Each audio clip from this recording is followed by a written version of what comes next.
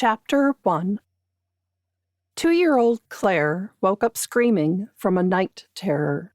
"Mommy! Mommy!" Her sisters jumped out of their beds in the bedroom they shared and rushed over to her.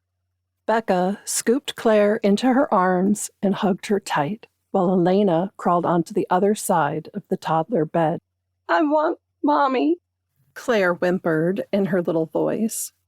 Becca gave her baby sister a gentle squeeze and laid her back down next to Elena. The 10-year-old walked to their bedroom door and out into the hallway. As she slowly walked down the narrow hall, she could hear noises coming from the television in the living room. Her parents were sitting side by side on the couch. Becca stood behind the couch.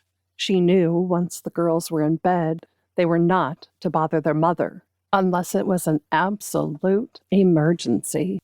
"Mom," she said quietly. "Mom, Claire had a bad dream, and she's asking for you." "Oh, Becca." Her mother's voice was filled with annoyance. "Dad and I just sat down to watch our show.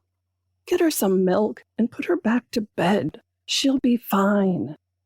She shooed her away with the wave of her hand, not turning around to make eye contact with her eldest. Her father looked over his shoulder and nodded his chin toward the kitchen, giving her a small, encouraging smile, as if to say, "Do what your mother asked you to do."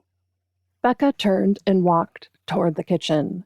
She took the milk out of the refrigerator and grabbed one of Claire's sippy cups from the drying rack next to the sink. She filled the cup halfway with milk, then put the milk container back into the refrigerator. As she walked back down the hallway, she could hear her parents laughing at whatever was on TV. Becca walked back into the girls' room and handed the cup to Claire.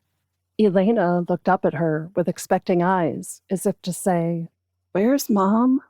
Instead of saying anything, Becca picked Claire up and took her over to her own bed. "Come on, Claire Bear.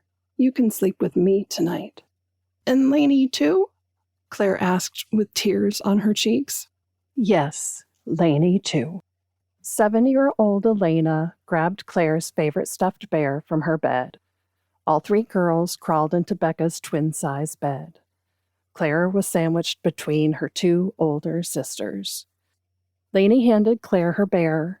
They snuggled up together in Becca's bed, finding comfort in each other. As they curled up to go back to sleep, Elena whispered to Becca over Claire's soft brown hair, "Flannigan girls stick together." As Claire Rhodes walked down the stairs, her mind flashed to the distant memory. She wasn't sure if it was her own memory or one that had been told to her by her sisters. She didn't think about the years of loneliness without her sisters each day. It came to her out of nowhere. She didn't dwell on all the times she felt neglected by her mother, but she felt it deep in her soul daily. She shook off the memory as she walked over to her grandfather's old roll-top desk. She only had but one wish for herself, to be a loving mother to her own children.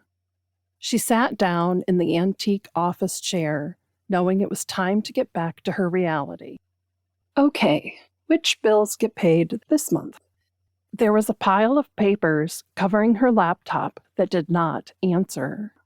This was her least favorite night of the month. Claire dreaded sitting down and facing the debt roulette.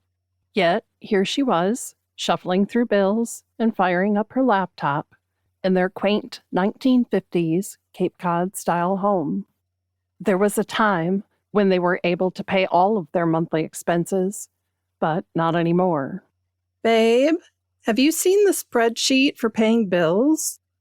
"I told you I put it in a Google Doc titled 'We're Broke.' Search for it," Claire's husband, Patrick, yelled from across the house. "Oh, that's right."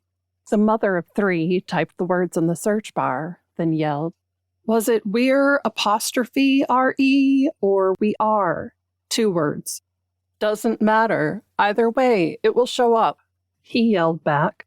She typed the words on the search bar and To keep listening to this audiobook, I've left you a link in the description so you can do it, at no cost thanks to Audible's 30-day free trial.